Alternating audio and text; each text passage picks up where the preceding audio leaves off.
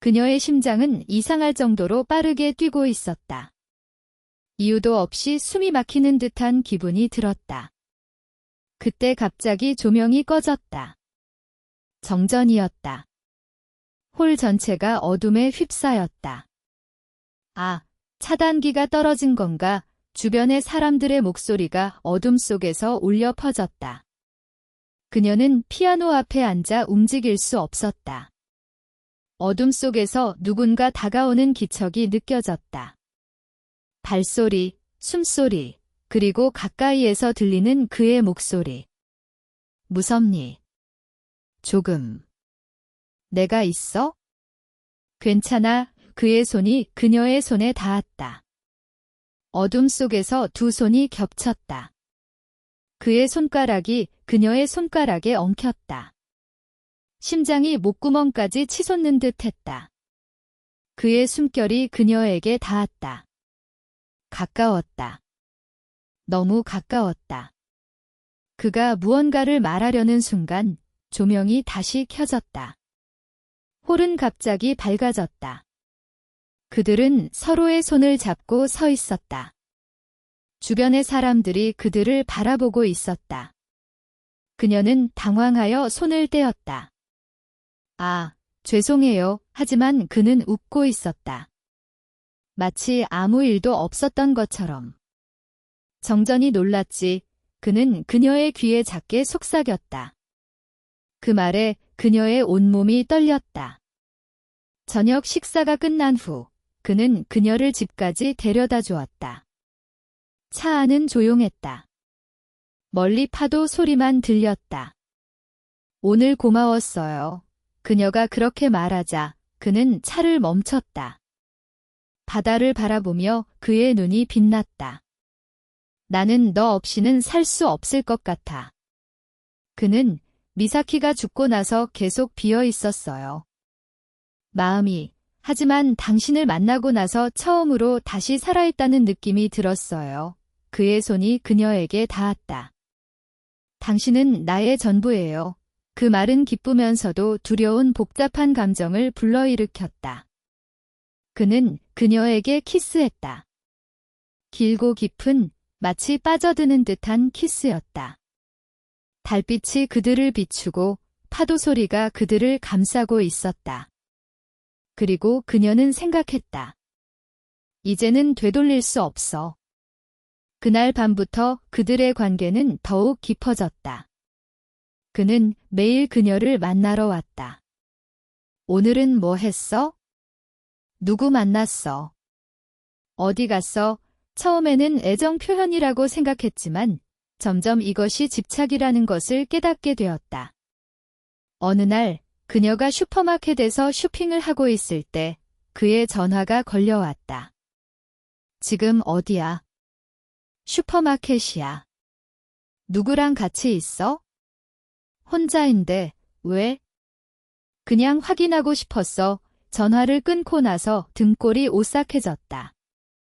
그가 나를 지켜보고 있구나. 그 순간 확신이 들었다. 그리고 어느 날 그녀의 피아노 위에 무언가가 놓여 있었다. 작은 흰색 탕, 의사의 진단서였다. 그녀는 그것을 집어 들었다. 이건 그의 것인데 왜 여기 있지? 창밖을 보니 안개가 짙어지고 있었다. 파도 소리가 평소보다 더 크게 들렸다. 그리고 그 파도 소리 속에 무언가가 들리는 듯 했다. 마치 누군가의 속삭임처럼 너는 나의 것이야. 소름이 돋았다. 이게 환청인지 정말 들린 것인지 알 수 없었지만 확실한 것은 이 관계가 더 이상 정상적이지 않다는 것이었다. 그는 그녀를 소유하려 하고 있었다. 그 사실을 깨달았을 때 이미 늦어버렸다. 그녀는 그의 그물 속에 갇혀 있었고 그 그물은 점점 더 조여오고 있었다. 그 발견 이후 그녀의 마음속에서 무언가가 변하기 시작했다. 불안감이 날이 갈수록 커져갔다. 하지만 여전히 믿고 싶지 않았다. 그가 나를 해칠 사람이라는 건 아닐 거야. 다음 날 그는 그녀에게 찾아왔다. 어제 피아노 학원에 갔었니? 누군가와 이야기했어. 그녀는 잠시 망설였다. 학생들과 조금. 그래, 그의 미소가 순간 굳어지는 듯 했다. 유키야, 너는 나에게 매우 소중한 사람이야. 그래서 다른 사람과 친하게 지내는 게 조금 슬퍼. 그냥 학생들이야. 하지만 감정은 통제할 수 없는 거잖아. 그는 그렇게 말하며 그녀의 손을 잡았다. 그 손이 조금 강하게 쥐어지는 것을 느꼈다. 유키야, 나만 바라봐줘. 그 말은 마치 명령처럼 들렸다. 그 후 일주일 동안 그의 전화와 메시지가 더욱 늘어났다. 아침에 일어나면 안녕. 오늘 뭐 할 예정이야? 점심은 먹었어? 누구랑 같이 있어? 밤에는 지금 집에 있어? 혼자야. 마치 그녀의 하루를 모두 알고 싶어 하는 듯 했다. 어느 날, 그녀는 더 이상 참을 수 없어 말했다. 케이치, 조금 거리를 두지 않을래? 전화 너머에서 그의 숨소리가 멈춘 듯 했다. 거리. 유키야, 그게 무슨 뜻이야? 너와 함께하는 시간은 즐거워. 하지만 조금 내 시간도 필요해. 내가 주로 책임지고 있다는 거야. 그의 목소리가 차가워졌다. 그렇지 않아. 알겠어. 그러면 더 이상 연락하지 않을게. 전화가 끊어졌다. 그녀는 조금 안도했다. 드디어 자유로워질 수 있어. 그렇게 생각했지만 그것은 큰 착각이었다. 그날 밤 현관문을 두드리는 소리가 들렸다. 시계를 보니 밤 11시였다. 누구지? 이렇게 늦은 시간에 문을 열면 케이치가 서 있었다. 그는 흠뻑 젖어 있었다. 비가 내리고 있었다. 케이치, 왜 만나고 싶었어? 그의 눈이 그녀를 똑바로 바라보고 있었다. 하지만 전화로 너가 거리를 두고 싶다고 했잖아. 하지만 나는 너 없이 한 시간도 견딜 수 없어. 그의 목소리가 떨리고 있었다. 들어와. 감기 걸릴 거야. 그가 방에 들어오자 그녀를 안았다. 젖은 옷이 그녀의 옷에도 물을 스며들게 했다. 유키야, 말하지 마. 나를 혼자 두지 마. 그의 목소리는 마치 어린아이처럼 들렸다. 하지만 그 포옹은 너무 강해서 숨을 쉴 수 없었다. 케이치, 힘들어. 미안해. 그는 손을 풀었지만 그녀의 얼굴을 양손으로 감쌌다. 너는 나의 것이야. 그걸 잊지 마. 그 말에 등골이 오싹해졌다. 이건 사랑이 아니야. 하지만 그 말은 나오지 않았다. 그의 눈이 너무 진지했기 때문이다. 다음 날, 그녀는 오랜 친구 요시오에게 전화를 걸었다. 요시오, 오랜만이야. 어떻게 지내? 유키, 무슨 일이야? 조금 상담하고 싶은 게 있어서. 우리는 해변가 카페에서 만났다. 요시오는 언제나처럼 온화한 미소로 그녀를 맞아주었다. 별로 좋아 보이지 않네? 얼굴이 안 좋다. 무슨 일 있어? 그녀는 잠시 망설였지만 결국 이야기했다. 케이치와의 관계에 대해, 그의 집착에 대해 모두 요시오는 조용히 듣고 있었다. 그리고 잠시 후 말했다. 그 사람, 타카하시 케이치 알아? 아, 이 동네에서는 유명한 사람이야. 요시오의 표정이 어두워졌다.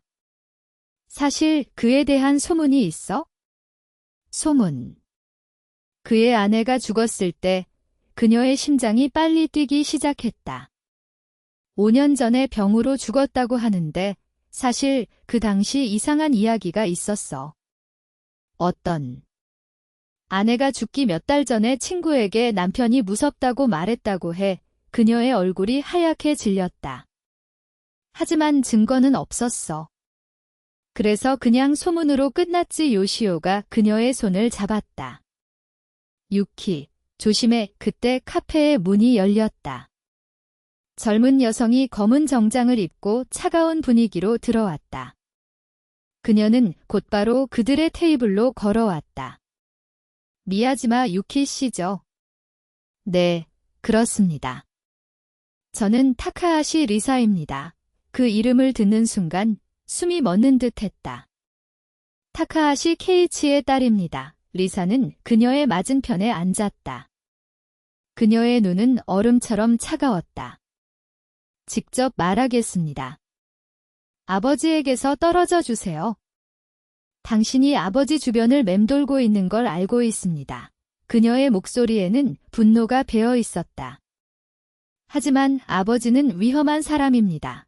리사의 말에 그녀의 몸이 굳어졌다. 무슨 소리야? 어머니가 죽은 것은 사고가 아니야. 그 한마디가 그녀의 심장을 꿰뚫었다. 리사 씨, 증거는 없어요. 하지만 저는 압니다. 아버지가 어머니를... 카페 안이 조용해졌다. 어머니는 아버지에게 억압받고 있었어요. 매일 감시당하고 통제받다가 이혼을 요구한 지 한 달 후에 심장마비로 죽었어요. 리사의 손이 테이블 위에서 떨리고 있었다. 하지만 어머니는 심장에 문제가 없었어요. 갑자기 병이 발견되고 곧바로 죽었어요. 이상하지 않나요? 그녀는 아무 말도 할 수 없었다. 당신은 어머니와 닮았어요. 헤어스타일도 분위기도. 아버지는 어머니의 대체자를 찾고 있었던 거예요. 그 말이 가슴에 박혔다. 그러니 지금 당장 떠나주세요. 그렇지 않으면... 리사가 일어섰다. 당신도 어머니와 같은 운명이 될 거예요. 그녀는 그렇게 말하고 카페를 나갔다. 그녀는 그 자리에서 움직일 수 없었다. 요시오가 걱정스러운 눈빛으로 바라보고 있었다. 유키, 괜찮아. 모르겠어. 머릿속이 하얘졌다. 케이치가 아내를 죽였다고 그런 일이 믿어지지 않았다. 하지만 리사의 눈은 거짓말을 하지 않았다. 그날 밤 집에 돌아오니 케이치에게서 메시지가 왔다. 오늘 누구 만났어? 그녀는 대답할 수 없었다. 손가락이 떨려서 움직이지 않았다. 그리고 창밖에 누군가 서 있는 듯한 기분이 들었다. 커튼을 조심스럽게 열어보니 아무도 없었다. 하지만 바닥에 발자국이 있었다. 새로운 발자국. 누군가 여기에 있었다. 그녀를 지켜보고 있었다. 그 순간 전화가 울렸다. 케이치였다. 여보세요? 유키야, 오늘 즐거웠어. 그녀의 피가 얼어붙었다. 케이치, 너 어디 있어? 집이야. 왜 그런 질문을 해? 그의 목소리는 언제나처럼 평온했다. 하지만 그녀는 알았다. 그는 거짓말을 하고 있다. 그는 나를 지켜보고 있었다. 곧 만날 수 있을까? 응, 좋았어. 너에게 중요한 이야기가 있어. 전화가 끊겼다. 그녀는 바닥에 주저앉았다. 리사의 말이 머릿속에서 울려 퍼졌다. 당신도 어머니와 같은 운명이 될 거예요. 그리고 그녀는 처음으로 생각했다. 이 관계에서 도망쳐야 해. 하지만 이미 늦었을지도 모른다. 그의 그물은 이미 그녀를 완전히 사로잡고 있었기 때문이다. 그로부터 이틀 후, 그녀는 요시오에게 연락했다. 요시오, 부탁이 있어? 뭐? 케이치의 아내, 미사키의 사진을 가지고 있어. 전화 너머에서 요시오가 물었다. 왜 그런 걸 확인하고 싶어? 부탁해. 다음 날, 요시오가 그녀의 집에 왔다. 그의 손에는 오래된 사진 파일이 있었다. 지역 의료 관계자 모임에서 찍은 사진이야. 5년 전 파일을 열자 그녀는 소리가 나오지 않았다. 사진 속 여성, 타카하시 미사키. 그녀는 자신과 너무 닮아 있었다. 헤어스타일, 얼굴 윤곽, 메모리, 마치 자매처럼. 유키, 괜찮아? 요시오의 목소리가 멀리서 들렸다. 그녀의 손이 떨리고 있었다. 이건 우연이 아니지? 아마도 그럴 거야. 요시오가 다른 사진을 보여주었다. 이건 미사키가. 그녀는 사진 속에서 피아노 앞에 앉아 웃고 있는 미사키의 모습을 바라보았다. 마치 자신을 바라보는 듯한 그 미소는 그녀에게 강한 인상을 남겼다. 미사키 역시 피아노를 잘 치던 사람이었다. 그리고 케이치가 그녀의 피아노를 좋아했다는 사실이 모든 것을 연결해 주었다. 케이치가 자신에게 다가온 이유, 자신의 피아노에 대한 집착, 그리고 자신을 억압하려는 이유가 모두 미사키와 관련이 있었다. 그녀는 처음부터 미사키의 대체품이었던 것이다. 그날 밤, 그녀는 진실을 알아야겠다고 결심했다. 케이치가 정말로 미사키를 죽였는지, 그리고 자신이 같은 운명을 겪게 될 것인지. 케이치는 매주 수요일 밤 병원에서 일을 한다고 했었다. 오늘은 수요일이었다. 그녀는 그가 준 집 열쇠를 쥐고 있었다. 밤 9시, 그녀는 케이치의 집 앞에 서 있었다. 바람이 세차게 불고 파도 소리가 크게 들렸다. 손이 떨렸지만 그녀는 문을 열었다. 집 안은 조용했다. 현관에 들어서자 소독약 냄새가 났고 마치 병원 같은 거실에는 피아노가 있었다. 미사키가 치던 그 그랜드 피아노의 건반을 만지자 차가운 느낌이 전해졌다. 마치 죽은 사람의 손처럼 느껴졌다. 그녀는 서재로 향했다. 책상이 의학서적으로 가득 차 있었고 서랍을 열자 그 안에 파일이 있었다. 미사키의 의료 기록이었다. 손이 떨리며 파일을 열자 심장병 진단서와 약 이름이 적혀 있었다. 그러나 그녀는 이상한 점을 발견했다. 약의 양이 점점 늘어나고 있었다. 마지막 페이지에는 메모가 있었다. 케이치의 글씨였다. 디기탈리스 과다 투여로 심장마비의 그 글자를 보는 순간 온몸이 얼어붙었다. 디기탈리스는 심장병 약인데 과다 투여하면 사람을 죽일 수 있다는 사실을 알았다. 그녀의 숨이 가빠졌다. 도망쳐야 해. 그 순간 계단에서 발소리가 들렸다. 누군가가 내려오고 있었다. 하지만 케이치는 병원에 있어야 했다. 그녀는 급히 파일을 다시 넣고 서재의 문 뒤에 숨었다. 발소리가 가까워졌다. 거실로 들어오는 소리, 피아노 앞에 앉는 기척이 느껴졌다. 그리고 피아노 소리가 울려 퍼졌다. 그녀가 자주 치던 노턴이었다. 하지만 연주하는 것은 그녀가 아니었다. 누구지? 그녀는 조심스럽게 문틈으로 사어보았다. 피아노를 치고 있는 것은 케이치였다. 도둑질을 하러 온 것인데 그는 왜 여기 있는 걸까? 그의 손가락이 건반 위를 미끄러지듯 지나갔다. 그리고 갑자기 연주가 멈췄다. 그녀의 심장이 멈출 듯 했다. 당신이 여기 있는 걸 알고 있어요.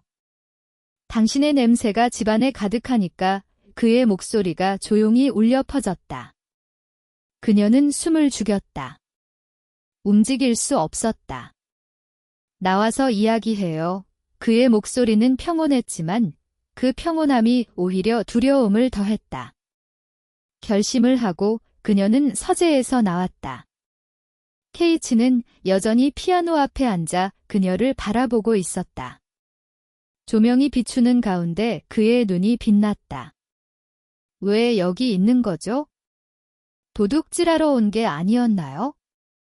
아, 거짓말했어요. 당신이 뭔가를 조사하러 온 줄 알았거든요. 그는 일어섰다. 미사키의 기록을 봤나요? 그녀는 아무 말도 할 수 없었다.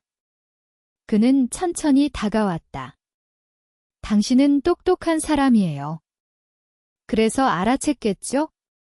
케이치, 당신이... 내가 미사키를 죽였어요. 그의 고백은 너무나 담담해서 소름이 돋았다. 왜 그녀가 나에게서 떠나려고 했는지 아세요? 케이치의 눈이 그녀를 응시했다. 미사키는 마지막에 나에게 말했어요. 당신은 나를 사랑하는 게 아니라 나를 지배하고 싶어 하는 거라고. 그의 목소리가 약간 떨렸다. 하지만 나는 사랑했어요. 그 사랑이 너무 강렬했을 뿐이에요. 그녀는 뒤로 물러섰다. 당신은 미사키와 닮았어요. 그래서 당신에게 끌린 거예요. 처음에는 그랬어요. 하지만 지금은 다릅니다. 그가 더 가까이 다가왔다. 지금은 당신 자신을 사랑하고 있어요. 그의 손이 그녀에게 닿으려 했다. 제발 내 곁에 있어 주세요. 그 순간 그녀는 그의 손을 뿌리쳤다. 당신은 미쳤어요. 나는 나가야 해. 그녀는 현관 쪽으로 달려갔다. 그러나 케이치가 그녀의 팔을 붙잡았다. 어디 가는 거죠? 당신을 놓아주지 않을 거예요. 그의 힘은 매우 강했다. 그녀는 필사적으로 저항했다. 그리고 거실 테이블에 있던 물건을 집어 들었다. 다가오지 마세요. 케이치가 멈췄다. 그러나 그의 눈은 여전히 그녀를 바라보고 있었다. 사랑이 아니에요. 그건 집착이에요. 그 도구를 내려놔요. 아니요. 당신이 나를 다치게 하고 있어요. 그녀의 목소리는 절규로 변했다. 그때 갑자기 피아노에서 소리가 났다. 피아노의 현이 하나 끊어졌다. 마치 무언가가 부서지는 소리처럼 그 소리가 집안에 울려 퍼졌다. 케이치가 잠시 피아노를 바라보는 사이 그녀는 문 쪽으로 달려갔다. 유키, 그의 목소리가 뒤에서 울렸다. 그러나 그녀는 진반 밖으로 나가 어두운 길을 달렸다. 비가 내리기 시작했다. 파도 소리는 마치 비명처럼 들렸다. 그리고 그녀는 생각했다. 이 관계를 끝내야 해. 이 집착을. 하지만 어떻게 그가 자신을 놓아줄 수 있을까? 비가 그녀의 얼굴을 적셨다. 눈물인지 비인지 알 수 없었다. 단 하나 확실한 것은 그녀는 살아남아야 한다는 것이었다. 미사키와 같은 운명을 겪어서는 안 된다. 그녀는 계속 달렸다. 어둠 속에서 파도 소리에 감싸이며 그날 밤 그녀는 요시오의 집으로 도망쳤다. 비에 젖어떨며 그녀는 요시오를 찾았다. 도와줘. 요시오. 그녀는 그 자리에서 무너졌다. 모든 것을 이야기했다. 케이치의 고백, 미사키를 죽인 것, 자신이 그녀의 대체품이었다는 사실을. 요시오는 조용히 듣고 있었다. 그리고 그녀의 손을 잡았다. 경찰에 가자. 하지만 증거가 없어. 내가 본 기록도 그가 숨기면 아무 소용이 없어. 그래도 가야 해. 이렇게 두면 내가 위험해. 그때 그녀의 휴대폰이 울렸다. 케이치였다. 그녀는 전화기를 바라보며 받을 수 없었다. 음성 메시지가 남겨졌다. 유키, 도망쳐도 소용없어. 넌 내 것이니까 반드시 찾을 거야. 그의 목소리는 마치 저주처럼 들렸다. 다음 날 요시오와 함께 경찰서에 갔다. 그러나 결과는 예상대로였다. 증거가 없어요.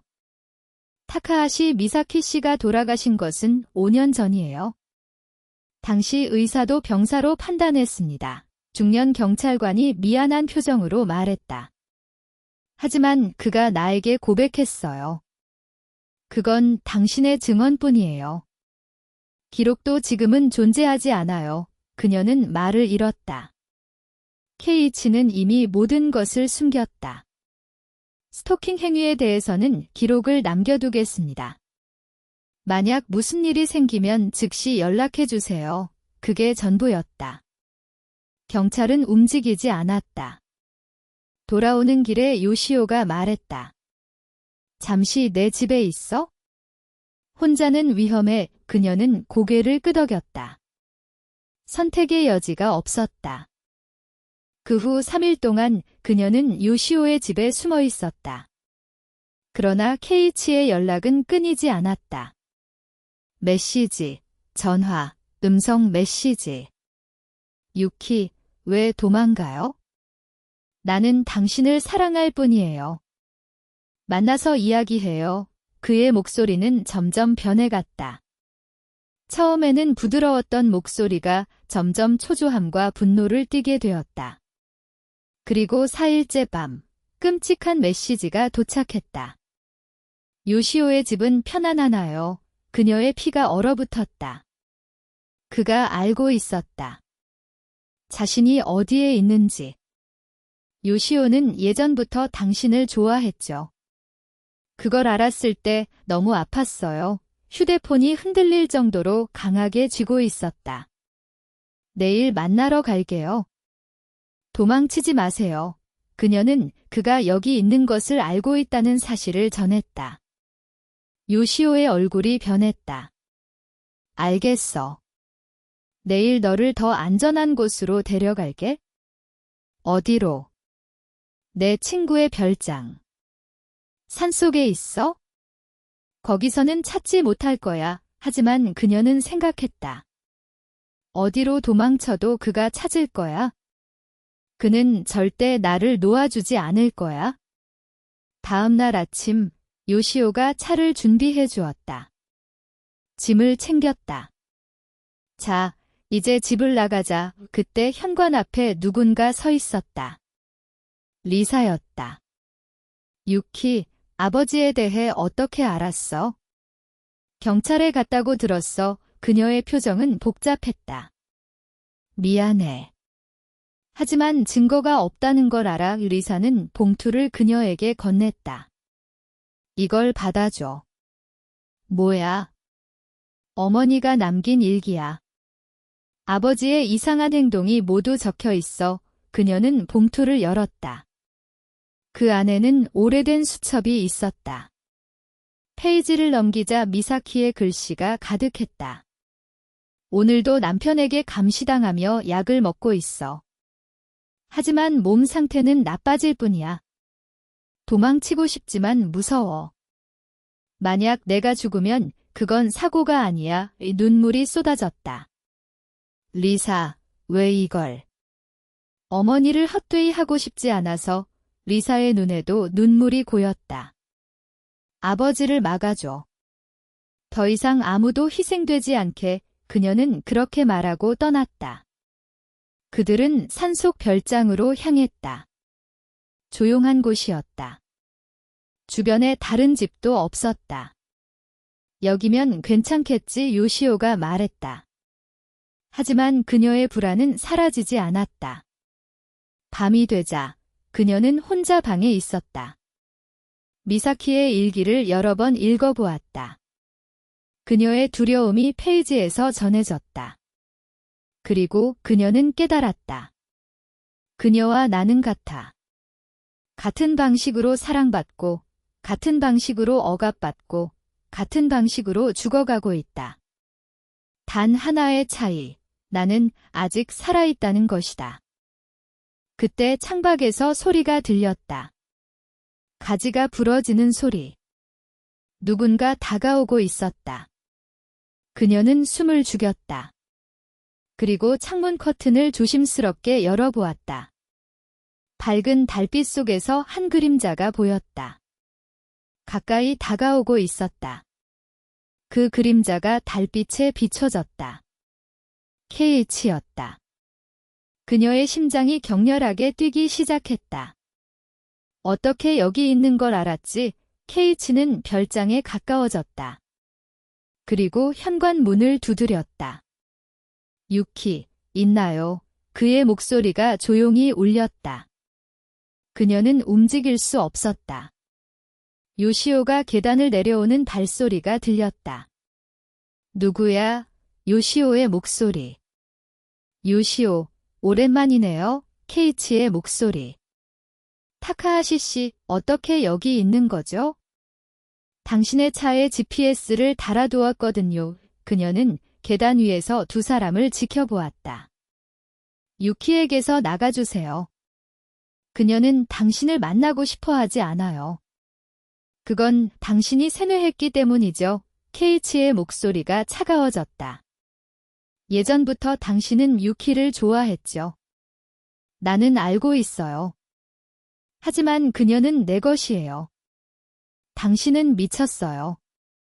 미쳤다는 게 사랑하는 것이라면 나는 기꺼이 미치겠어요. 그녀는 그의 눈을 바라보며 단호하게 말했다. 당신의 사랑은 사랑이 아니에요. 바람이 더욱 세차게 불어 그녀의 머리카락이 흩날렸다. 당신이 하는 것은 사랑이 아니라 소유예요. 케이치의 얼굴이 일그러졌다. 소유. 사랑과 소유의 차이가 뭐죠? 그녀는 소리쳤다. 사랑은 상대를 자유롭게 하는 것이고 소유는 상대를 억압하는 것이에요.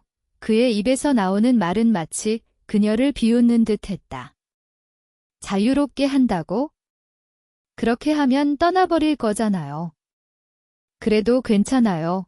그녀의 목소리는 더욱 확고해졌다. 떠나간다면 그건 그 정도의 관계였던 거예요.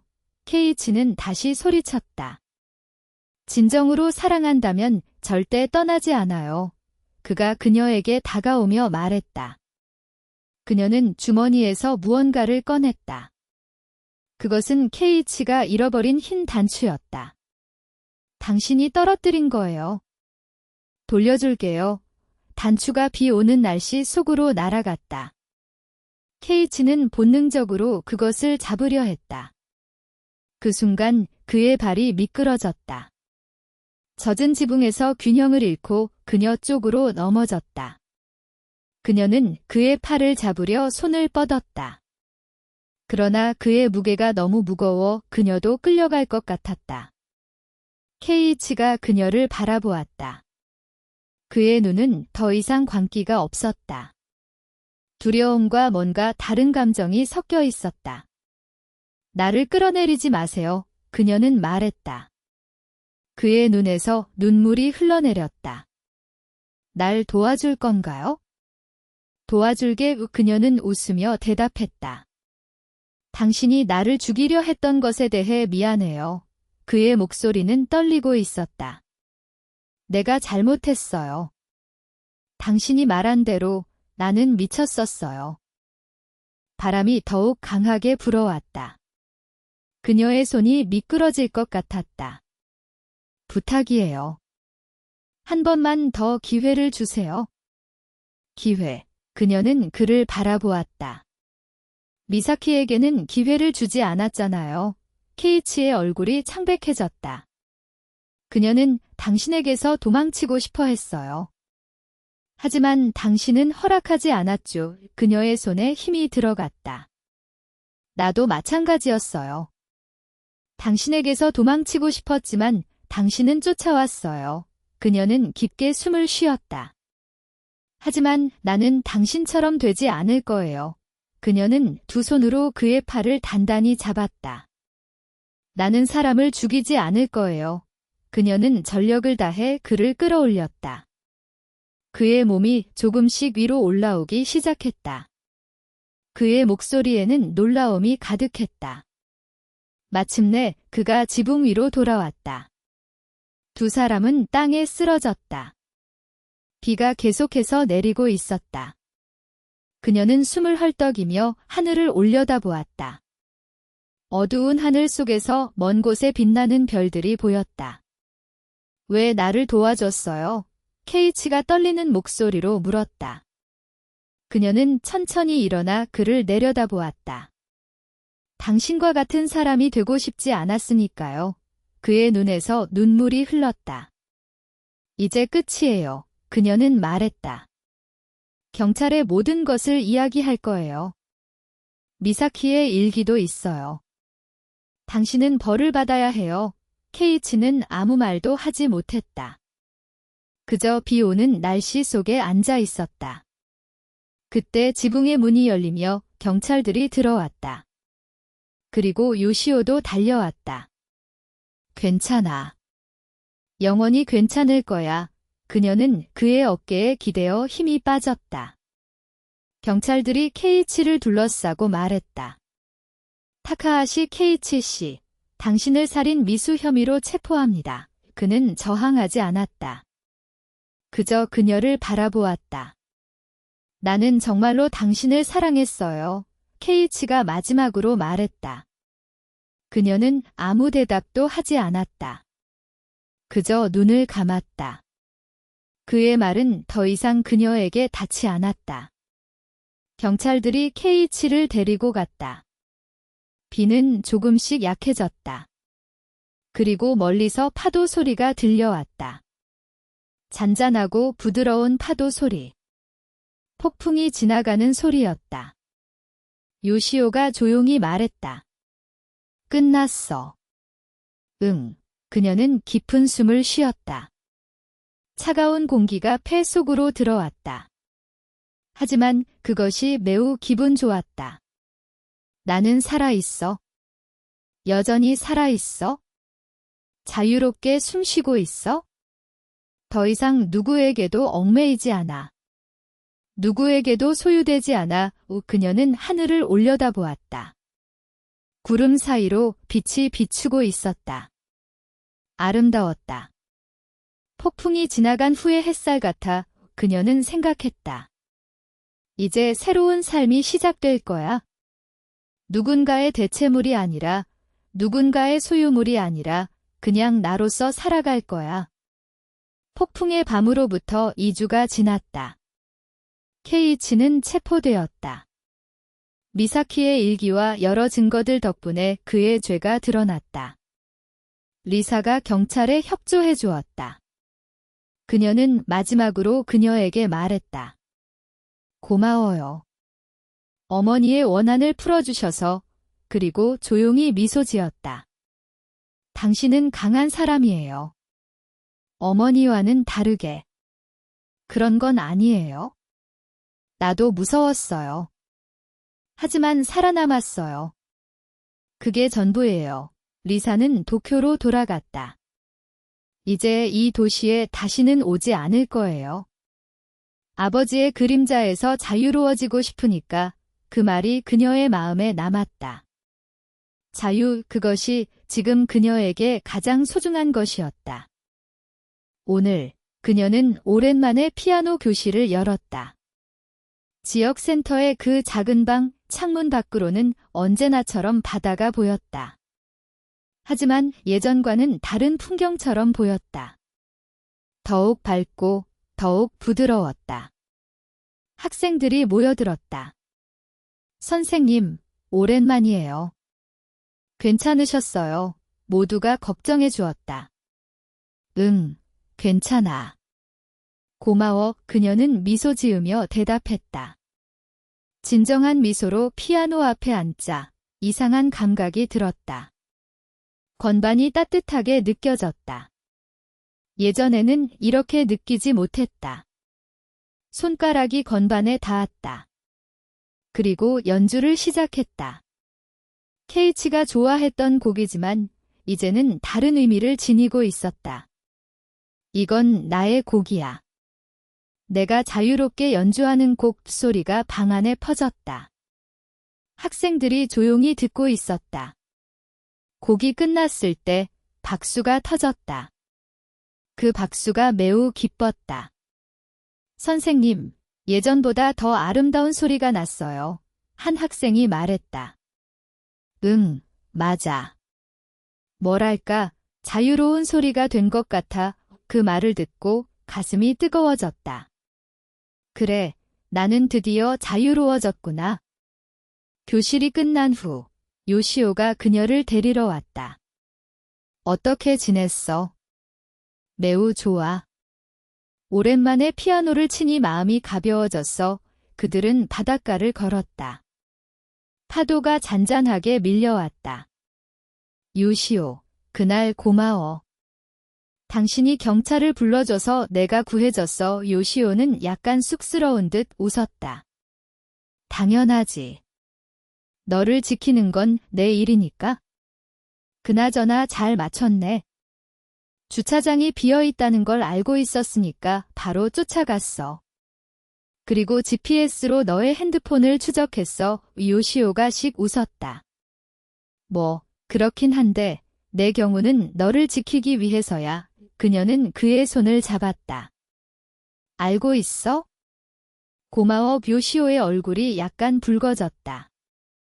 유키, 앞으로 어떻게 할 거야? 어떻게 하냐고. 나는 항상 너를 좋아했어. 고등학교 시절부터 그의 고백에 그녀는 놀랐다. 하지만 싫은 감정은 없었다.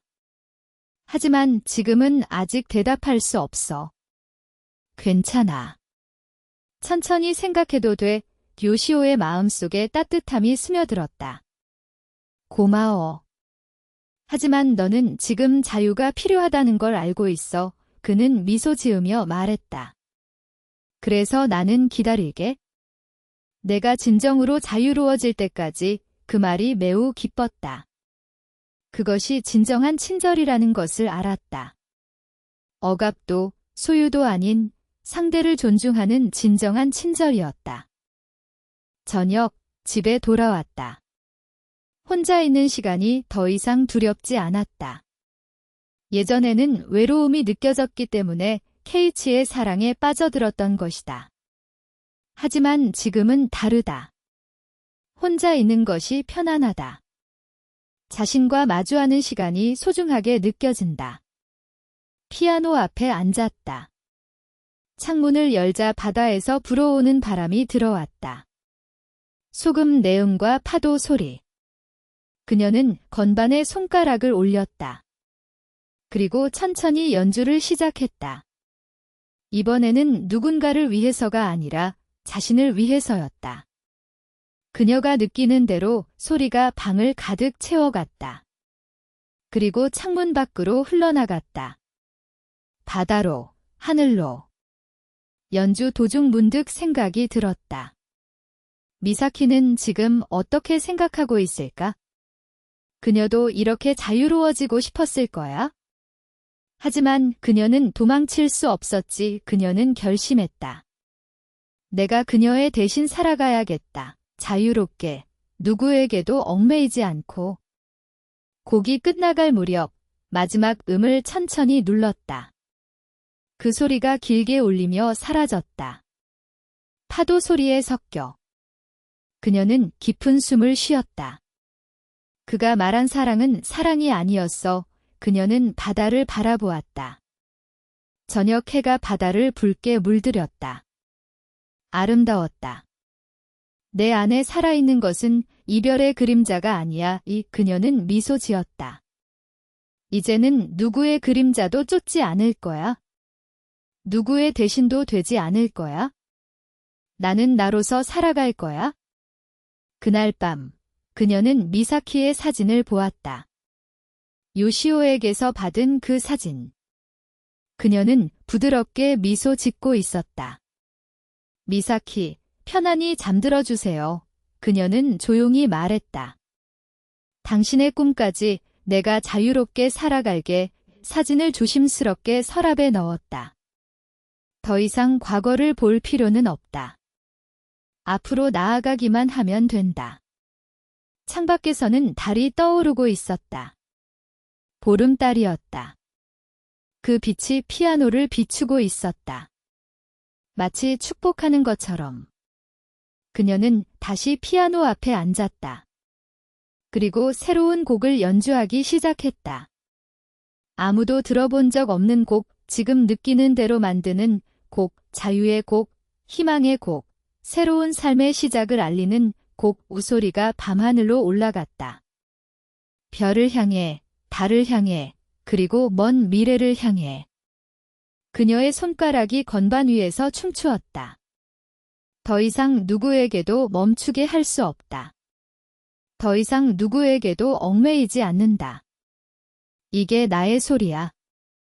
이게 나의 삶이야. 이게 나의 자유야. 마지막 음이 조용히 사라졌다. 방에 고요함이 돌아왔다. 하지만 그것은 슬픈 고요함이 아니었다. 평온하고 부드러운 고요함이었다. 그녀는 창문을 바라보았다. 커튼이 바람에 흔들리고 있었다. 그 너머로 넓은 바다가 펼쳐져 있었다. 파도가 리듬을 새기고 있었다. 마치 심장 소리처럼 살아있는 소리. 내가 살아있는 소리야. 그녀는 조용히 말했다. 고마워. 누군가에게 한 말인지 모르겠다. 미사키에게, 리사에게, 요시오에게, 아니면 자신에게. 그 말이 매우 따뜻하게 느껴졌다. 나는 살아있어. 자유롭게 숨쉬고 있어. 그리고 앞으로도 살아갈 거야. 누구의 그림자도 아니고 누구의 대신도 아닌 그냥 나로서 피아노의 마지막 여운이 바다에 녹아들었다. 파도 소리와 하나가 되어 그리고 모든 것이 조용해졌다. 새로운 내일을 향한 시작이었다. 저녁이 깊어가고 바다의 파도 소리가 조용히 방 안으로 스며들었다. 소연은 피아노 앞에 앉아 있었다. 그녀의 손가락이 건반 위에서 부드럽게 춤을 추기 시작했다. 오늘의 연주는 그 누구를 위해서가 아닌 오직 자신을 위한 것이었다. 그녀는 마음속의 감정을 솔직하게 표현하고 싶었다. 이제는 혼자 있는 것이 두렵지 않아. 소연은 속으로 다짐했다. 과거의 상처가 이제는 그녀를 지배하지 않았다. 바다에서 불어오는 시원한 바람이 그녀의 머리카락을 가볍게 흔들었다. 미사키는 지금 어떻게 지내고 있을까? 그녀는 문득 생각했다. 미사키는 항상 자유를 갈망했지만 현실에 얽매여 있었던 친구였다. 소연은 그 친구를 대신해 자유롭게 살아가기로 결심했다.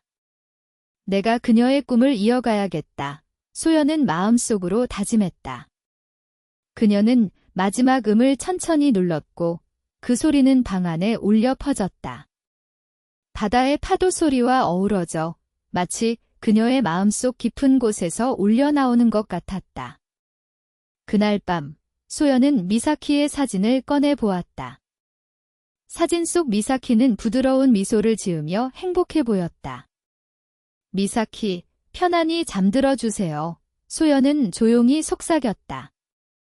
당신의 꿈까지 내가 자유롭게 살아갈게. 그녀는 사진을 서랍에 조심스럽게 넣고 더 이상 과거를 돌아보지 않기로 했다. 창밖으로 보름달이 떠오르고 있었다. 그 빛이 피아노를 부드럽게 비추고 마치 축복하는 듯 했다. 소연은 다시 피아노 앞에 앉아 새로운 곡을 연주하기 시작했다. 그 곡은 그 누구도 들어본 적 없는 그녀의 감정이 고스란히 담긴 곡이었다. 이게 나의 소리야. 그녀는 마음속으로 외쳤다. 이게 나의 삶이야. 소연의 손가락이 건반 위에서 자유롭게 움직였다. 그녀는 더 이상 누구에게도 멈추게 할 수 없다는 것을 느꼈다. 이게 나의 자유야. 그녀는 다시 한번 다짐했다. 마지막 음이 조용히 사라지자 방 안은 고요해졌다. 하지만 그 고요함은 슬프지 않았다. 오히려 평온하고 따뜻한 느낌이었다. 내가 살아있는 소리야. 소연은 조용히 말했다. 그녀는 누군가에게 고마움을 전하고 싶었다. 미사키에게, 리사에게, 요시오에게, 아니면 자신에게. 그 말은 그녀의 마음을 따뜻하게 감싸주었다. 나는 살아있어. 자유롭게 숨쉬고 있어. 그리고 앞으로도 살아갈 거야. 소연은 창문을 바라보았다. 커튼이 바람에 흔들리며 그 너머로 넓은 바다가 펼쳐져 있었다. 파도가 리듬을 새기고 있었다. 마치 심장 소리처럼 살아있는 소리였다. 고마워. 그녀는 다시 한번 속삭였다. 그 순간 소연은 자신이 진정으로 원하는 삶을 살고 있다는 것을 깨달았다. 그녀는 이제 누구의 그림자도 아니었다. 그녀는 소중한 자신의 존재로서 새로운 내일을 향해 나아가고 있었다. 채널을 구독하세요. 더 많은